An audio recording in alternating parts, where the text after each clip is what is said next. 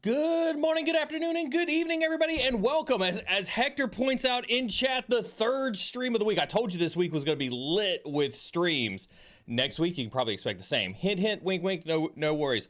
I absolutely love pre-stream chat, and for those who are in LinkedIn or YouTube, you should check out kind of like the scroll here on the side of the screen, what we've been talking about here. There's a pinned message in Twitch chat, and we'll answer it here in real life, on the stream here in a little bit.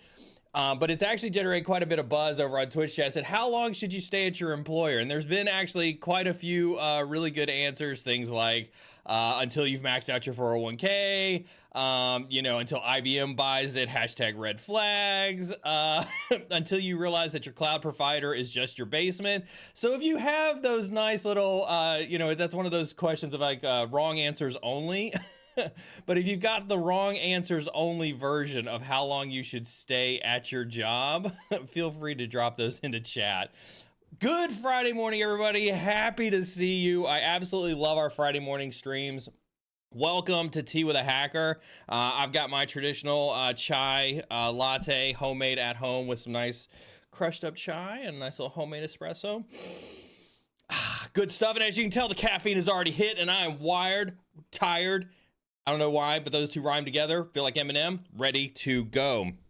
We got a special version of Tea with a Hacker going on this morning. We got first part is going to be an interview, and the second part is going to be my traditional AMA, and so I'll get into that here in a little bit. First, let's hit some of the typical kind of rules and stuff like that. So first and foremost, this is, we keep chat free of any toxic behavior. What does that mean? No racist, sexist, misogynist, elitist, or otherwise toxic behavior. We have zero tolerance for that in chat. Keep chat, professional-ish. We kind of say it like that.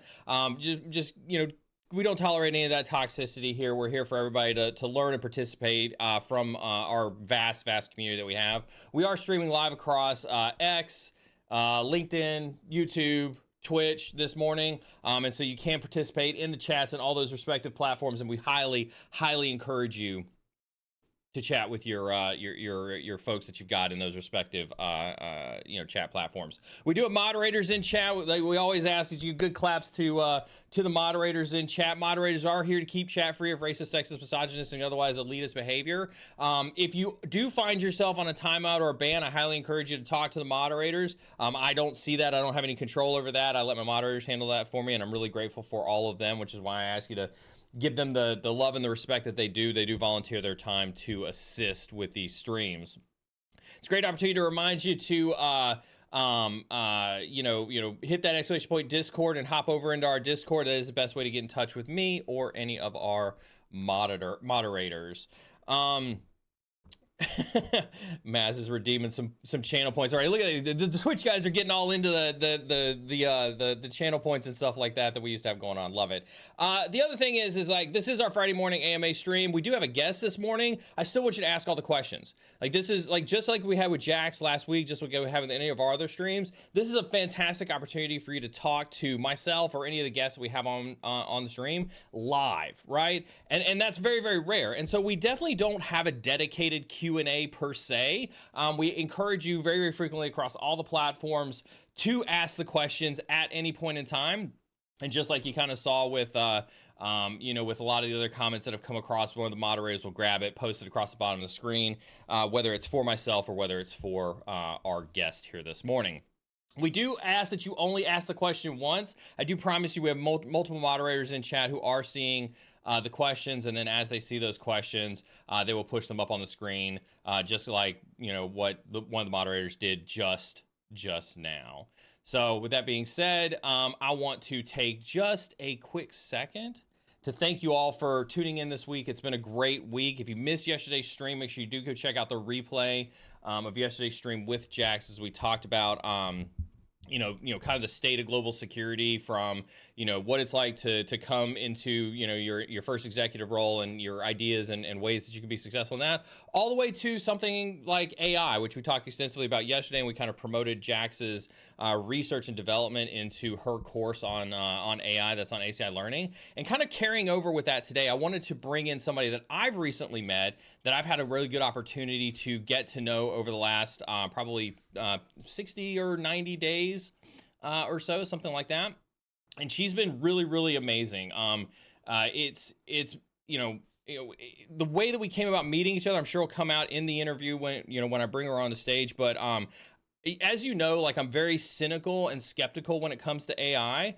And after a conversation with her, I was actually able to see that not everybody out there is really doing sleazy things with AI. There's actually some people who are really trying to make the world a different place with AI.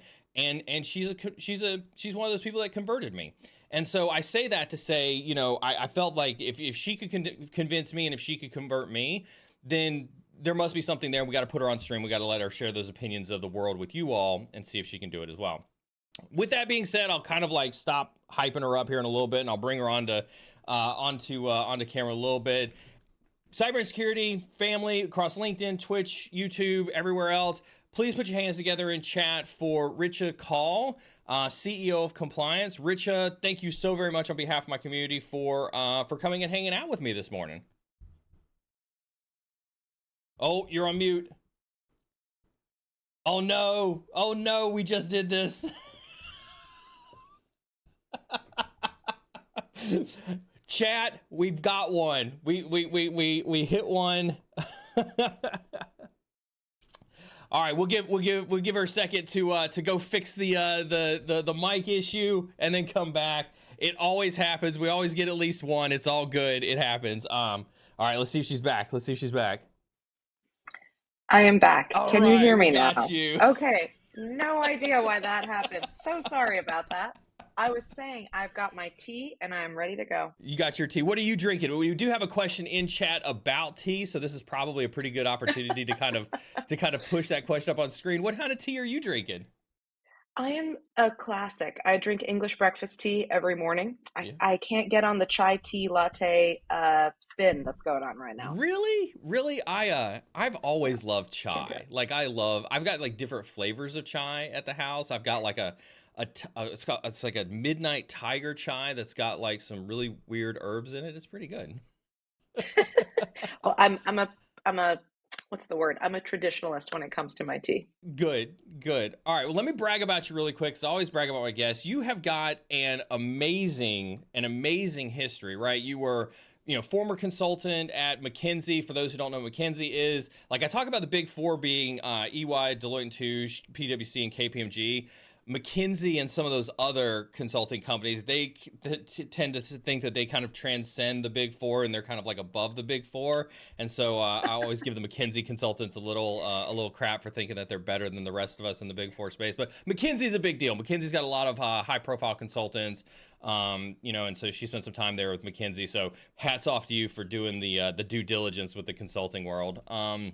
You were a managing director for Virginia Economic Development. You've been a head of strategy and a chief strategy officer for Contract Pod. And now you're CEO and co-founder of a GRC company. And if I think the first thing that kind of comes to mind is that's a short list of experience. Short list of experience. That's what definitely some other people would think as well, Neil. And you're right. But I think you got to really just go for what you want. I Yeah. really, really believe that. And What's it? so, Go ahead. I think that's been kind of my mantra my whole career. Yeah. What's I mean, you were obviously McKinsey, and then you escalated quickly to managing director, and then you had a seed next to your name, and now you're a co-founder and a CEO. I have to ask, you seem pretty young in that world. You seem to have kind of grown pretty rapidly over the course of your career. I imagine you've had some challenging personality types that you had to interact with, probably being younger than your peers, probably being younger than some of your senior leaders that you've had. How have you navigated that challenge? Mm. It's funny because obviously I'm female, I'm minority, but I don't think about those things as much as I often think about my age. Mm, And actually, my age has been one of the most difficult things to almost handle throughout my career. One of the funniest stories I will tell you is when I was managing director at Virginia Economic Development Partnership, uh, I um, I had average age on my team was about 58, mm. 60, and I was a ripe 24 years old. And on my first day in the office overseeing this team, I walk into the office after lunch, and one of my team members had put a printed out news article on my chair that said, "How to report to a millennial," with the smiley face Oh, sticker on wow. it. Oh, wow. And I didn't even know how to react. I didn't know who had put it on my chair, and I had no idea how to react to this on day one. And so I just decided to embrace it instead. And I just want to say the most important criteria for success for young executives is really gracious team members. I really, really believe that. So on the flip side of that, obviously, like one of the questions that I get asked pretty frequently, right, around the age topic actually surprisingly comes from the other side of the spectrum of folks who feel that they're too old to transition into cyber or to transition and just generally make a career change at all. Having been somebody who's been on the younger side of that and whatnot, do you believe that our industry is one that where age plays a huge part into whether you can be successful or whether you can succeed in our industry?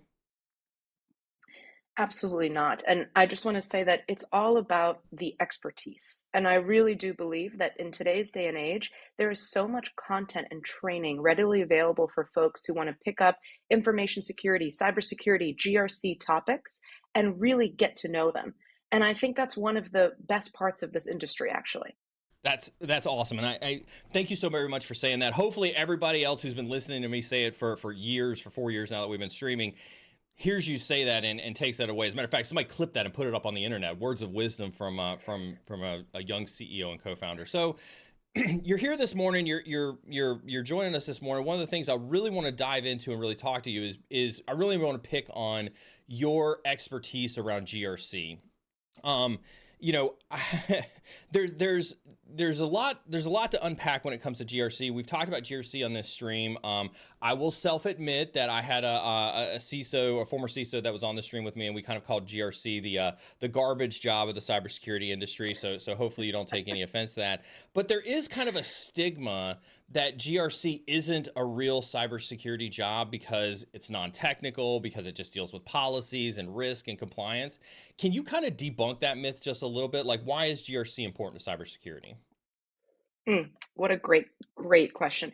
I like to make a couple analogies here. So one is that I think of CISOs and security teams as kind of the people have to come and fight fires, right? They come in, the fire comes on, you call them up and you're like, we need you to come over here. There's all these things going on. But there's people who set up the fire protection codes, who come and make sure that things are safe, so that you're not always worried about a fire breaking out every 5 minutes. And that's GRC. They do that kind of unsexy job so that way people have a little bit more peace of mind when they're walking in and everyone feels a little bit calmer about the day to day. That's how I like to think about GRC. And I actually like to think of it, it's like politics.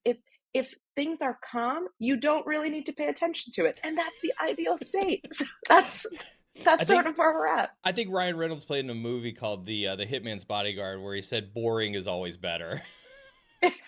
Exactly. Exactly. But I think we can make GRC sexy, but that's just me.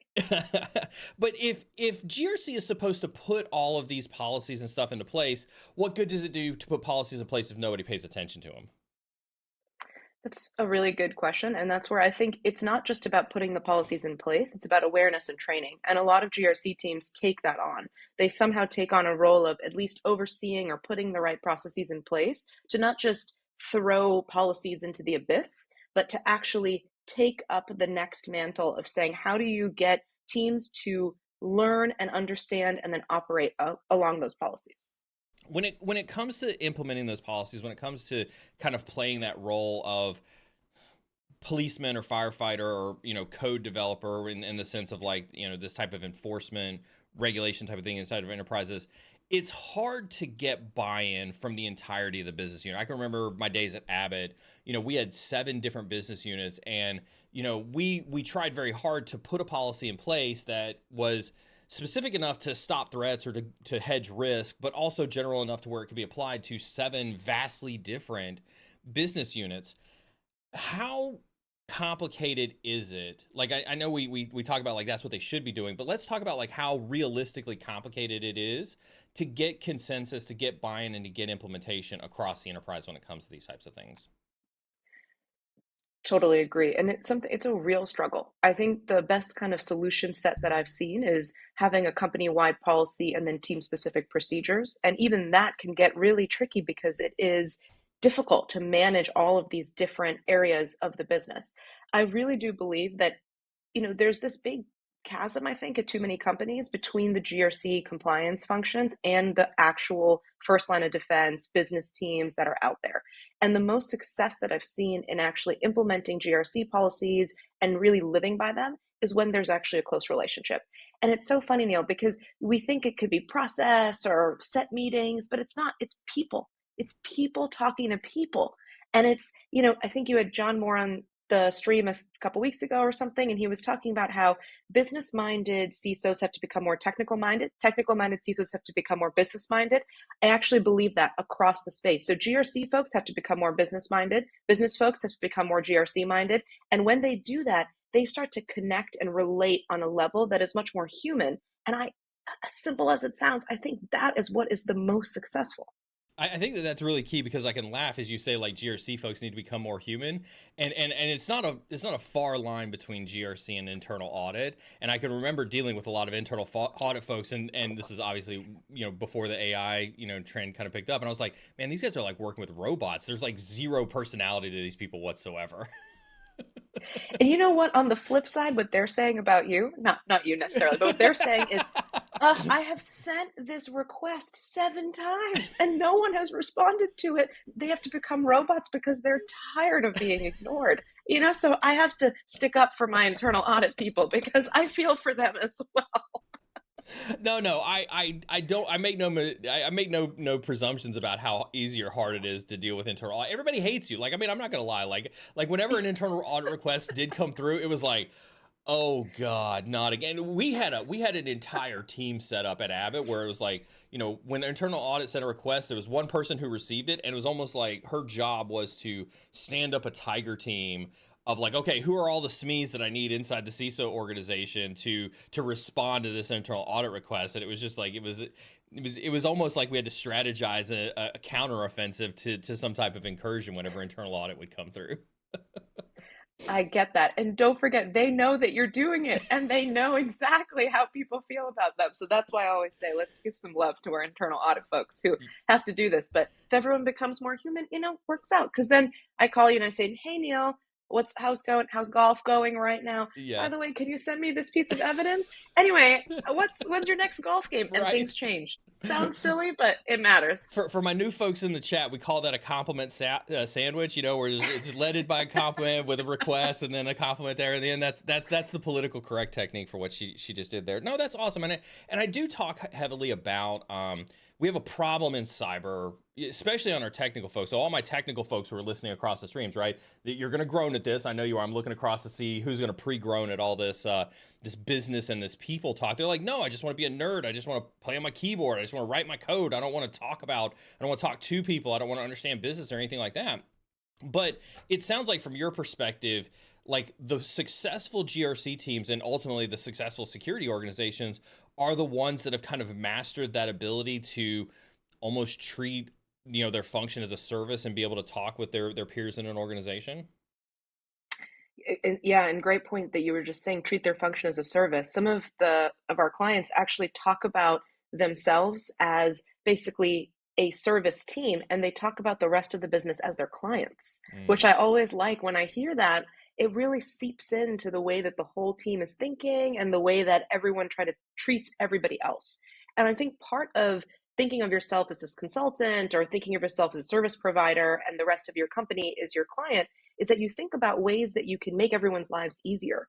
And you think about ways you can automate, ways you can not ever have to borrow that person, where I can just call you and just ask about your golf game because in the background some integration is picking up the evidence that I otherwise would have needed to ask you for. And instead I can just say, hey Neal, just want to give this a look, or I have a little follow-up question. You feel better, I feel better. And so that's where we're really headed. And I'm seeing that change at the enterprise level. I mean, the last year, I think it's completely changed. But let's make one thing super clear, though. When you say make everybody's lives easier, we're not saying, oh, you want to have a 4-character password, it makes your life easier to have a 4-character password, we're going to let it. Like, what do you mean by like being a service that makes your clients' lives easier when it comes to being GRC or really any cyber service in an organization? Thanks for clarifying. The thought of a 4-character password actually hurts me a little bit. So I'm But glad you there's said that. somebody out This there is not thinking what that it's like, oh, about. cool, you're going to make my life easier. I want 4 characters on my password. And I don't ever want to change it. I never want to get those pings every quarter to change it. You're right. I think what it's about is thinking of those kind of repetitive work that GRC teams just have to do to keep us all a little safer, to keep us all a little bit more compliant. And it's things like the bane of everyone else's existence is getting evidence requests twice a year, 4 times a year. It's just one simple example. But the idea of moving from having to go and reach out to people to prove evidence to actually self-integrating with these different sources of truth, putting up specific tests that different data inputs have to go through to validate compliance, and only going to the business owners when they need to ask a higher level question, right? Which everyone is honestly happy to engage with because everyone cares about keeping their organization safe, their team safer, their company more compliant. And so those are the kind of breaks. I can go on and on with examples, but one more I'll just say is, I don't know if you've ever had to get a software through your security team's third-party review process, but it can be it's not every business person's favorite thing to have to go and do. And so if you can automate that process by saying, you know what, you don't have to chase me over email, you don't have to chase the vendor over email, we'll get this out to them automatically, AI will review it when it comes back. Those are the kinds of things that make everyone's lives easier. So, I wasn't going to go there. But you said the dirty word, and my chat knows this. Hopefully, I wonder if chat heard this dirty word that you said. You said third-party risk, and my chat knows that I have a hate, wish it would die in a fire, hate relationship with third-party risk. I think that third-party risk is the most useless GRC function. Prove me wrong. This is a big topic, Neal. I really do not agree with you. I'm not going to lie. Third-party risk today is, to me, the way to ensure that your spokes are all going in the way that you need them to be going. So as a company that's using, actually, I just want to use the example from last week, right? You have CrowdStrike and Microsoft. And again, I know it's not exactly the same, but the point I'm trying to make is that no longer do companies operate in silos. We're all interconnected. You have some third parties that you absolutely rely on for critical infrastructure. You have companies that are basically partners who your own clients start to see you as intertwined. And that means you're lending them your social capital, or their actions affect you. And I really believe that in a world where trust is paramount right now, you've got to make sure that you're lending, your own credibility, and you're kind of ensuring those protections that you're so confidently offering your own client base, they've got to extend to the partners that you choose. And that's what third-party risk to me is really, really about. Making sure that your third parties that you're trusting, that your clients are trusting via you, are actually living up to that level of trust. So I'm going to push on you a little bit, right? Let's use the Microsoft and CrowdStrike example, and let's use Microsoft as part of that, as part of that duo, and just pick on them for a second, right? So we know that Microsoft was part and parcel with the problem that happened with CrowdStrike last week, but that's not the first time that Microsoft has, in some way, been at the center of some type of downtime controversy that's associated with its products, right? I think we can agree on that, just as professionals. If third-party risk was important, what do you think the percentage of Microsoft clients are that are going to leave Microsoft because of an increased risk due to potential downtime and loss of revenue? From Microsoft's third-party partners, right? Yeah. Well, Is from that Microsoft, what you're asking? if Microsoft is the third party, what Oh, if percentage of Microsoft is the yeah, third if party. Microsoft's the I third see, I see. party, what percentage of Microsoft's clients are going to leave them because of an increased risk of downtime? I want to talk a little bit about almost there are some companies out there who almost transcend some of this trust conversation that we're having because they've built trust over decades. And they're such, blue chip in terms of trust, right? They're such, everyone knows that they're not going anywhere and that you can trust them because overall they're trying to do the right thing. Now, that's a very big statement That because is a you very big have a lot of statement. big tech. It's a very big statement because you have a lot of big tech who people don't really feel that way about. But what I'm trying to say is that from a security perspective, they're invested, that they are not going to be making silly decisions about your security as a user. And so I think what ends up happening is that I almost put Microsoft and some of the, big tech companies in a little bit of a league of their own. And I'm talking a little bit more in terms of truly, I'm talking more about those companies that are still trying to build trust with the average person. I mean, you stop anyone on the street and they know Microsoft. But you stop anyone on the street, they don't know, the company that you're working at and you're trying to make a trusting reputation for yourselves, right? And so I think that that's the big difference. That if you're one of those companies that's trying to build trust and then something happens with one of your third parties, it's a shortcut way to lose trust with your own clients. So what I hear you say, if it's fair to say, is that you think that there's a percentage of the marketplace where, your market value or your market ownership has positioned you in such a place that trust doesn't matter at the end of the day, because nobody is going to deny you the ability to do business regardless of what your risk posture could potentially be to the enterprise. Is that a fair kind of overall categorization of that statement? I don't think so. It's not that trust doesn't matter. I think that it's almost becomes a percentage. And if you think about it's like percentage based on use, right? And it's if you think about the, billion plus people using Microsoft products many times a day, you almost start to think of it, at least I think as a consumer. I'm just going to call myself as a consumer. The way that I see it is that look, there are blips on the radar of an otherwise pretty secure and sound platforms, I would say, from this organization that everybody uses all the time. So I start to think of it more like that versus when you're looking at a smaller company that's trying to build trust, they don't have as many data points. So when you're thinking about something going wrong, it's one out of a billion instead of one out of 100 trillion. And So so that difference matters. so let's pick on the small guy then, and I want to give you a scenario, and it's not an edge scenario. I dealt with this scenario extensively in both of the large manufacturing environments that I've worked for, where you've got a small company, a small. I hardly call them a multi or a mom and pop shop, but I mean, in comparison for the companies that they were servicing, they were a small vendor. They provided a niche product. Maybe it was a diaphragm for a medical device, or maybe it was a very specific ingredient, a very specific, nut or, chocolate or something like that for a large manufacturer. They've got maybe 10 or 15 people that are in this company. They're no bigger than some startups that exist out there, but they are the only vendor that provides this critical manufacturing resource for these large enterprises. They don't have a security team. They don't have a SOC 2. They don't have a password policy. The one IT guy is also probably the same IT guy that's doing the security, if it's not, some outsourced, you know, brothers, uncles, cousins type of person doing the IT security.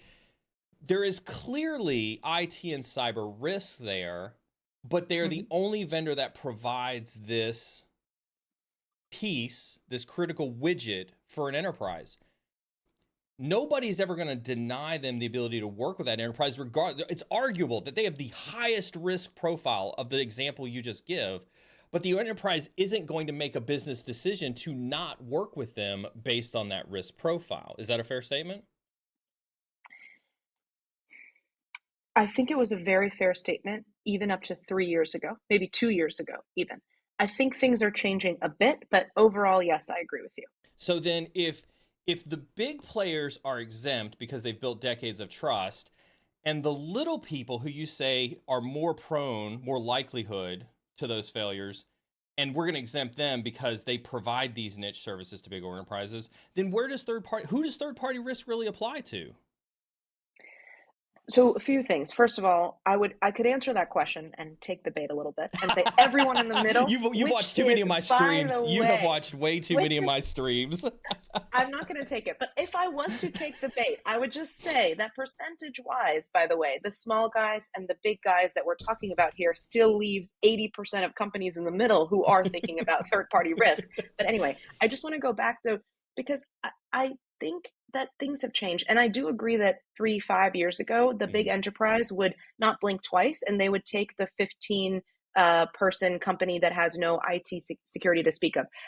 I actually don't think that would happen today, Neal, honestly. Really? And I say that because we're working with these clients. Mm, We're working with these bigger enterprises who are assessing these smaller companies. And actually, what's happening is the opposite. They're pushing them to mm, get SOC 2, to get ISO 27001, to get some semblance of data security, third party like attestation, actually. mm. And so that they can not be breaking with their internal policy at these enterprises. And I'm actually seeing that more and more. You don't know how many clients come to us and say, shoot, we actually have this enterprise client we really want to sign, but we can't sign them until we get SOC 2, until we prove XYZ. And so they come to us. And the fact that that's happening tells me that there's something else going on. And actually, I just want to talk about that is third party risk. Mm. That is literally third party risk. Maybe if an enterprise is saying yes to a 15-person company with no IT security, I would bet in today's day and age, it's because they've assessed that risk. Maybe they've said, hey, this company has no real personal data. They're just manufacturing some bolts for Mm, us. mm, So it's not too much of a risk. Maybe they say, we've checked their 3 controls that matter to us, that they're, when they're not retaining our data, they're not keeping any of our personal data, they're not doing this. And because they're also, just manufacturing products for us, we accept this risk. But the conversation around that, that's third party risk. I have to give you credit. I have to give you credit, Richard, because I've had this third party risk, and people have taken the bait from me before, and they've fallen trapped to it. This is probably the most sound argument I've received for third party risk. I'm still a cynical old guy when it comes to third party risk, because I think until that trend, personally, this is Neal's opinion. Like, I think until that trend becomes the majority and not the minority, I think that third party risk is. I still stand on my pedestal that says third party risk is pretty useless. I hope you're right. I do. I hope you're right. I hope we get to see more and more of those trends. I want to pivot us over now because I want to pick on something you said earlier about being more human and having human interactions with, with your clients, if you will, as a GRC team inside of a security organization, and talk about AI. Because isn't AI the antithesis of being more human? Mm. AI, if you look at it at a superficial level, may seem like the antithesis of being more human. But in fact, what I think AI enables us to become more human because it unlocks our time back. It Mm, actually takes care of the manual tasks that one take up your time, so you don't have time to be human, but also they take up your mind space. And once, I mean, just think about your own life. After you've done a manual data entry task, what kind of mood are you in, Neal? uh, Just want to ask you. I want to go. Yeah. There's lots of things that I probably Do you shouldn't want to say on stream. do you want to bang your head against a wall? Because I sure do. So what if you instead came in the morning, you have your tea, and AI has done a bunch of manual tasks for you, and you don't have to do those anymore? How do you feel compared to after you've done a bunch of data entry? I'm going to bet you feel a lot better. I'm going to channel the entire community across all the platforms and hear them all running and screaming as they are literally saying inside their heads, "See, Neal, AI is going to take my job. AI is going to take my job. Richa just said it. AI is going to take my job." What have you done? That's not true because what I'm saying is that it's taken up the manual repetitive tasks, which we don't need people to be focusing on. What we need people to be focusing on is the strategic work that comes after that. Let's just keep pressing on third party risk because I know it's your favorite topic. So let's think about this example. This is one of my favorite examples. Oftentimes big enterprises, they have to send out as part of their third party management process, a vendor comes in the door because a business team wants to bring on the Oh, you're vendor, going to talk about the questionnaires, security aren't team. you? I'm going to talk about Oh, questionnaires because they are really a great topic for thinking about AI. yeah. So a vendor comes in and you have to assess them. What happens today? In today's world, what happens right now is poor security Joe is sending over a questionnaire via Excel or sometimes Word document over to this third party vendor who then responds. They respond in whatever format they please. They miss some questions, they answer whatever, and poor security Joe has to sit here and read manually through everything. I promise you, those questionnaires go up to 200 questions Yeah. plus, and it is. We're talking about manual tasks. We're going to bang your head against a wall. Yeah. It is rough because you're not only checking, oh, wait a second, they've answered this question the wrong way. That creates risk for my business. You're also checking, have they even filled this in right? Can I believe this answer? I mean, there's so much other stuff poor security Joe has to do. And then once he's done with that, he has to go back to the vendor and say, hey, can you re-answer these, please? And then once that's over, let's say it's been 2 weeks now he has to sit down and assess the risk. Now, imagine if he didn't have to do all of those first steps, then he could just sit down and assess the risk and really take the time to understand, is this a real risk for my business? Does this really matter? How can I problem solve with this vendor to try to get them over the hump if we really need to work with them? All of a sudden, there's time for all of this strategic work. And that's where I just feel that we stop the conversation about AI at level one. We really need to bring it to level three. Mm.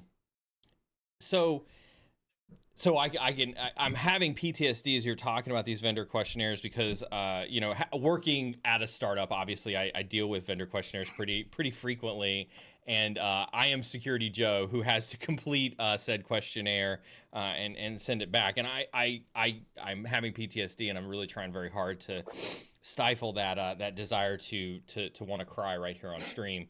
Um, yeah, I do think that there's value in the low level automation. Automation may not be the best way to put it, but that doesn't sound advanced. That doesn't sound like when you hear people talk about all these advancements that we see and all these moving the way that AI is going to innovate cybersecurity. You've got the EDRs and the network devices out there saying like, oh, we're going to do AI enabled detection and response, and you're over here talking about just like automating questionnaires. Like, how do you defend like the sexiness around AI when all you're doing is you're just automating answering questionnaires? Why can't I just get like an RPA or something like that just to like have a canned statement and answer those questions whenever they come in? There's a few ways to answer this question. So one of them is that, of course, this is just one example, right? I'm giving one specific workflow of AI just to make it real and talk about how it really affects that manual workload. There's a lot of AI out there in the GRC and security space, which is very specific to, I'm going to say, sexier problems, since we've been using that word, and it's very flashy. It's very um, intelligent. It's going to change the game. And I think that it doesn't change the principle of the example that I gave, which Mm-hmm. again is just one small example of one workflow in a sea of workflows that GRC and security teams deal with every single day. But the output is still the same. When you are thinking about, detection and response, right? How many kind of false positives do CISOs have Mm-hmm. to deal with all the time right now? Mm-hmm. So many. Mm-hmm. And they have to spend the time reviewing those to get to a point where they can say it's a false positive. Yes. And sure, they can still do that if they want to. But again, going back to the strategic work comes after some of that. The Yeah. strategic work comes in actually battling the real battles, the real positives, the real issues that come up. And that's where I just think we need to make a little bit of a switch in saying, okay, you know, as I think there's a common phrase now that says, AI is not taking people's jobs. AI is taking jobs of people who don't know how to use AI. And I really live by that. Yeah. I agree with that. I wholeheartedly agree with that. Let's talk about it from the founder perspective and building a startup, right? Black Hat and DEF CON is this week. I didn't go to Black Hat, but I can only imagine from the people that I've talked to that AI is plastered all over the wall. I heard from a CEO recently that the marketing messages at Black Hat this year were probably some of the worst and deceiving and just generally bad. They've ruined our industry with marketing when it comes to how they message things, particularly around AI. And so how do you when you walked into this problem, you walked into solving this challenge, how did you avoid stepping into that pile of poo to where AI wasn't just a buzzword for you? Yeah, it's about the real value that the tech provides. So I like this framing of this question because I think the reality is it doesn't matter if something is powered by AI. In fact, I would bet, Neil, let's bet right now. Let's bet right now that in 3 years we're going to talk about this and no one's going to be using the words AI anymore. Absolutely. It's just going to be part of life. Yeah. And I think that what we've got to come to is that using the word AI, especially when it means a chatbot or some very other superficial functionality, that just drives people crazy. Yeah. I think everyone's coming to a point where they're being driven crazy. I know you were being driven crazy by that from our first conversation. And so I think that what it is that one, you don't need to say AI every 2 seconds. That's really not the goal here. And especially don't say it when your AI is just a chatbot that's glorified chat GPT that you've stuck your logo on and put into your product in a way doesn't really deliver a whole lot of value. Where do you find value? You got to know the people that you're trying to impact, right? You got to understand what is the CISO's flow and how can I actually positively affect his or her life? What is this GRC VP's flow and what are some of the work that AI can actually take over from them so that they can focus on the strategic stuff that they got to deal with?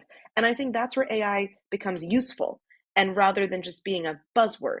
Curious if you agree though, because we've had this discussion. We have had this discussion, and I think my stance on this has always been that, like, you're right. Like, the people who stick their logo on a chat GPT version of a chatbot and say that they're AI powered absolutely infuriates me. I think that the value that chat GPT has is that their customer base is the entire world. And so they've based their model on the personas and the content and the comments and the constructs of the world that has fed their models. But if you're a security tool and a security technology, your model needs to be specific to the clients that you're servicing. And so you can't generalize that. You have to be specific. And I think one of the things that has frustrated me is when I talk to folks who say, like, oh, we've got an AI empowered detection engine, like, cool, like, okay, what does that mean for me? Well, that means that we're digesting all this stuff from around the world and giving you access to it. And it's like, cool, so Mm, you're chat GPT, right? Because it's like mm, that's not my problem. Like, and whether CISOs want to admit it or not, like, it's cool to talk to my peers, but I'm concerned about my problems. Like, I'm the one who has to talk to the board. I'm the one who has to talk to the CEO. I'm the one who has to defend the enterprise, right? I'm the one, I care about my world and my fiefdom. And so what is it going to do for me? And I think that that's always been my frustration with how we've seen marketing is that you're right. It's slapped on every label, but it doesn't say what it's actually going to do for me to make my workflow better. I'll give an example of we've taken this at heart at Query, where we've held off. We've got an AI in our domain name. We've held off even talking about AI in our product because we recognize that it needs to solve a problem for the user that is specific to them and specific to the challenges they're going through. And it's not just about marketing for us. And so I wholeheartedly agree with you. I think the best AI, quite honestly, is the AI that you never hear about from the marketing team. hmm And there's two tips I would almost give to anyone who's basically trying to understand whether or not the AI that their vendor is trying to sell to them is real. And Mm, the two tips I would give is one, ask them what is powering that AI. And if they say Chat GPT, then you know that can I do this maybe some other way? Is mm, this really adding a lot of value to my life? And I'll come back to what the right answer is in just a second. And the other question I would ask is it embedded within the workflows of the product that you are reviewing or that you are kind of trying to work in right now? Those two things will give you, I think, a good almost litmus test of is this AI real AI that's going to be valuable to me, or is this just marketing AI? So, again, going through those. So, question one, what is actually powering your AI? Now, a bad answer or an answer that you could live without, I would say, is it's chat gpt, but we've got it in the product working mhm, for you in this way. mhm. Okay, from a security perspective, that's also not great because that means that your answers are actually going back to support the chat gpt model. Now, a good answer is something around how they have the enterprise version of some type of LLM where Microsoft or Google is making commitments to never use that data, never store that data at all, and the company itself is also making the same commitment. And that immediately is how you know, okay, first of all, they're taking their security very seriously. The second piece to know, the kind of to make that a good answer, is that they should be using maybe something like a RAG infrastructure that's basically using your context as a client to improve the results of the AI for you, but not storing or returning back either the context or the results back to the model. And that's how you know if they know what they're talking about, that is the answer that they give to you. That's on their AI privacy one pager. That's one big thing. And I actually want to come back and ask you about that, Neal. Yeah. But just the second thing to round out the first point is that, and then it's about being embedded in workflows. So if you've got a chat bot on the bottom right of the screen, I don't know. I don't know. I think that most large enterprises now have their own Microsoft OpenAI Yeah. subscription, and they can probably work through that to get the value. But if you're embedded directly in an automation workflow, where again, the focus is not AI, it's about getting the end-to-end work done, then that's where the AI can really shine and be useful and doesn't need to be marketed as AI. That was a long answer, but I hope that makes sense Oh, because I really am passionate about this. no, I know you're passionate about it, and that's why I wanted to have you on here. And your answer is absolutely perfect. Hopefully one of my admins or my video guys got a clip of that, because those answers are exactly spot on. And I think that the workflow piece, when I talk about AI, when I talk about where I, as a technologist, as a longtime cyber practitioner, as a CISO, where I look for value is, yes, to your point, is I've got, I look back at my team at Abbott, because it was a large SOC team, large security team just as a whole. The SOC team was about 75 people large. And unfortunately, more than a third of that SOC team had to be dedicated to a lot of tactical level repetitive tasks. So much so that at the time, obviously SOAR, I think Splunk had just bought Phantom, Palo, I think it just bought Demisto. And so obviously we were like, okay, we really need to be thinking about a SOAR strategy, because we needed automation to, at the time, replace a lot of these repetitive tasks. And it wasn't that I wanted to get rid of my level ones. It was that I needed my level ones to do more level 2 and level 3 type of work, because that was where I needed their expertise more than on the level 1 type of stuff. And so I think that the only way to accomplish that is for it to be embedded in your workflow. And I think that that's fundamentally the right answer, is like, is the AI an actual workflow improvement? I think that of the two that you give, that would be the one that I would double click on right there and say, like, to me, if you can't articulate that, it's useless AI. I genuinely agree with you. Yeah. I really do. And I think this is what we bonded over in our very first call, is Yeah. this exact point. And for those who don't know, Neal joined the call and I was telling him about, we got this AI powered GRC solution. And he interrupted and said, let me stop you right there. I don't believe in AI. I don't think, I'm a skeptic. I'm a skeptic. And then over the course of the conversation, I totally changed the way that I pitched it. And I said, look, forget AI. Let's just look at the workflows. Let's just look at what time is going to get saved. And I think that's exactly what we're talking about right now. So for those who are listening in chat, you can see that the same way that I'm on stream is the same way that I'm on the call when I talk to my peers in the industry or vendors that I work with or other CEOs as well. Like you all are seeing the raw Neal, as weird as it is to see the Neal on stream. You can see that I'm pretty much the same way. No, that's exactly right, because I not just as a single CISO who also does all the tactical level stuff in a startup, having run those large organizations, the thing that always bothered me is knowing that my people were wasting time on things Mm. that shouldn't take as long as they took to do. And I'm not one who's going to rush to say, well, your people are incompetent. I don't believe that. I think that we've created a quagmire of difficult tasks in cybersecurity that unfortunately didn't need to be created over the decades of us, having an industry in this world. Agreed. Your people are not incompetent. Your people are tired. Yeah. They're tired. They have so much work to do all the time. And by the way, in today's economy, teams are shrinking. Yeah. So you're being asked to do more and more and more with less and less and less. And people are tired. They need a reprieve. They need to be able to alleviate manual tasks. They didn't come to the world of cybersecurity to do level one work. They came to the world of cybersecurity to be challenged and to keep their organization safe and to grow and develop professionally, which I know, Neal, you're a huge advocate of. And how can we do that when there's so many manual tasks that have to get done? You have to hand them out to someone, but that doesn't actually help them. So hold on for a second now. You just said AI wasn't going to come to take jobs, but you just said teams were Mm-hmm. shrinking. Like, how are Mm-hmm. teams Yeah. shrinking if AI is not taking the jobs? It's not the AI. Believe me, we have not even, AI has not even penetrated the world enough and the workforce enough to even see an impact of that taking jobs. We're not talking about that right now.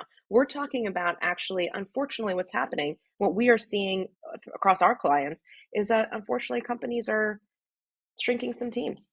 And it's to a point where, I think there's a couple things happening. One is that CISO, security teams, GRC professionals, they're just tired. They have a lot of pressure on them. They're holding up a lot. There's an ever increasing number of standards, number of threats, number of new types of risks that are coming every day, week, month, year. My goodness, the landscape looks different 6 months apart. And those folks are, they're like Atlas, they got the whole world on their shoulders. They're trying to protect, and they ask for more budget, and sometimes that gets denied, and I think they get frustrated. And I think that it's coming to a point where there's two things that are happening. One is that those folks who really care, and they care about that compliance with the why, they care about, what is the real risk reduction behind these types of efforts, they're not necessarily getting the support that they need. And so they start to move over to a company that they feel might give them more of that support. And the other thing that's happening is that executive teams are saying, hey, GRC is doing pretty well, security is doing pretty well. We're going to keep the C level in place, but we can cut some costs here. We're going to reduce the mid management. We're Mm. going to keep the C level. We're going to keep the analyst and analyst plus level. And we're seeing some of that. So those trends coming together, I mean, in fact, I would almost argue the opposite. It's not AI causing them. I think AI will at least help to alleviate some of the burden that those trends are creating. So obviously, like, there's a good. I mean, I just posted this on X the other day. Like, there's a record number of tech layoffs in the industry, and this year alone, I think the stat that I found when I made that post was something like 64,000 or maybe 640,000. It was a crazy number. I think it was 64,000 already this year, just in the tech sector in terms of tech layoffs. It's your feel from your clients, from the ones you're talking to.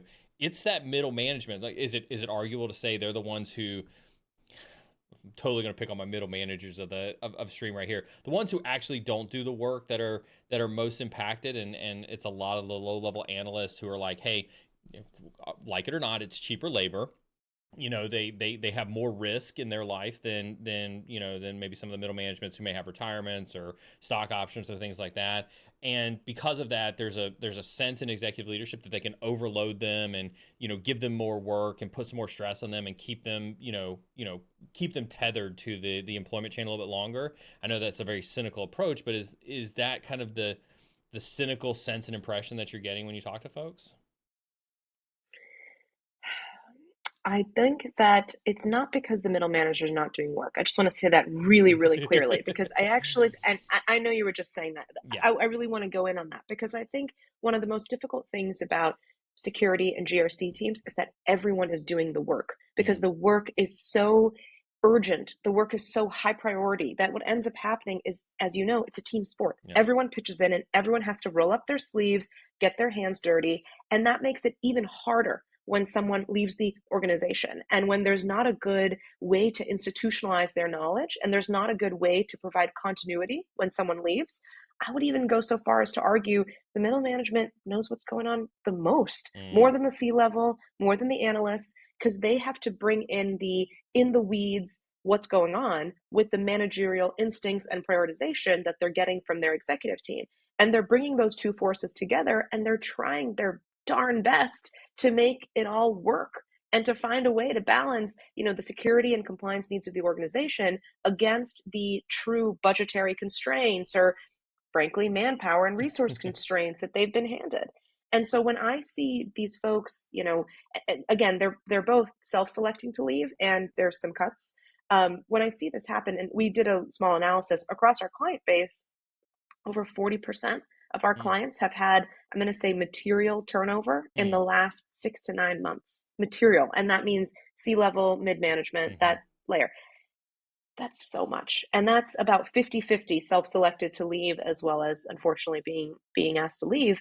And I think what it comes down to is not folks saying, oh, we can do away with them. Hmm. I think it's just the pressures on different organizations right now, and they're looking for some way to grapple with it. And they're, as you said, they're kind of doing some math and saying, well, we can't, we can't really do without the C-level. We can't really, do without these analysts because they're kind of make sense financially to have them on. But the turnover is tough. And in a privileged position where I get the chance to advise, GRC leaders and security folks every single day, I hear some of this, and it's tough to hear. I'm curious, Neal, for you, you have such a huge community. I mean, are you seeing this too? Oh, we've got unfortunately more people than I can count inside of our community who unfortunately have been affected by a lot of those tech layoffs. The folks that reach out to me on the regular asking if I can help them find jobs. We had Jax on yesterday, and it was Yeah. one of the few opportunities where I get to have somebody come on and say, "Look, we're hiring. Please, these are the types of folks that we need people." And so, it's fewer and far between that we have folks come in advertising jobs or talking about that they're hiring or that they're bringing people in. And unfortunately, I've answered more questions than I care to. In the last 4 years of streaming, you can definitely tell that like the first 2 or 3 years of streaming, I was telling people like the market's in a great shape, go out and get you a job, progress your career, make the most out of it. And in the last year ish or so that I've been talking, it's been exactly the opposite. Everybody needs to hunker down, everybody needs to hold on to their cash, everybody needs to build strong foundations because the world's in a vastly different place. I'm curious though, I want to tie personnel turnover, whether it's voluntarily or driven by rifts or things like that, to risk. How much does a manpower decision like that affect an organization's cybersecurity risk? Yeah. If there's no real continuity and institutionalization of that knowledge, it directly poses a risk. In fact, I would say the majority of our clients actually list that on their risk register as one of their real risks that they consider is Wow. turnover within their team. I've actually seen it. This is not a small subset, I would say large majority. Hmm. And partly that's because I think we also advise them to do that. I think it's because, it's very, very real. I mean, let's go back to the kind of fire team example, right? You go in there, if your fire chief leaves and none of their knowledge has been written down or communicated across these folks, you're going to feel that. Your firefighting squad is going to feel that change because all of a sudden they need to figure out, okay, wait a second, how do I respond to this? I mean, God forbid an incident happens the next day, and what happens? Some of that knowledge just ends up being part of pattern recognition, part of experience, part of being at that company and having done that before, knowing the people who need to get involved. And so what happens is if you don't have, I'm going to say tech, if you don't have something to institutionalize that knowledge and make sure you have continuity, you create a very big risk in your business. I'm sure you would agree. I absolutely agree, and I wanted you to say it out loud because what I want the community to understand is that I think I actually mentioned this a couple Fridays ago. Like it's not personal when this stuff happens, right? It is just business, and your voice, while you may not appreciate the way that this voice comes across, it doesn't help you pay your bills and it doesn't help you pay your mortgage, put food on your table. And I get that, I understand that. Organizations still realize that your presence of not being there is still a risk, and they are fighting to try to keep you there. They're fighting to try to make the organization aware that like, hey, I understand you're looking at numbers, but like getting rid of this person or getting rid of this team is genuinely bad for us. I want people to understand that there's more to that equation than I think sometimes they're privy to when they go through this process. And so I appreciate that. Real quick, we're coming up on time, and I know that you've got to get back to your day job, and I really do appreciate you spending time with me and my community. I want to give you the floor for a second and just give you an opportunity. Thank you so very much for coming on the stream. Thank you so much for spending time with my team. My team don't go anywhere. We're gonna continue our AMA here after this. But Rich, I want to give you an opportunity to say something to the community, talk a little bit about compliance, and I'll send you on your way. Sounds great. Thanks so much, Neal. I would just use the platform and the opportunity just to first of all say thanks to Neal. Thanks to everyone who joined in today. It's such a pleasure to be able to chat with folks and chat about topics that I care about so much and don't get the opportunity to dive into. And I would just ask, I guess, everyone to think about how you can make your own lives easier with tech. I know that it sounds silly and we talk about AI and we think about, that's something that's buzzword, that's superficial, that's not going to help me. But again, getting some knowledge around what is out there, what can actually help you, how you can make an impact for your team. And that's your direct team. That's the folks you have to ask for evidence or ask for help on any workflows every day. I would just say, learn about what's out there. There's a new world of technology there specifically meant to help you. And it's not just to help you save time, it's to help you, again, have more time for the strategic tasks so that we can all keep our world a little bit safer, a little bit more compliant, a little bit more boring, let's say, because boring is good. Thank you so much, Richa. I'll see you next time. Have a good one. Oh, that's awesome. She's amazing. I want to just, because the FCC will complain if I don't, that was not a paid stream. At no point in time was she paid, did she pay to be here? I just genuinely enjoy her views on GRC and compliance and AI specifically. And so I asked her to be here. That was not a paid stream. And so hopefully you all got the benefit out of that I did from having her here.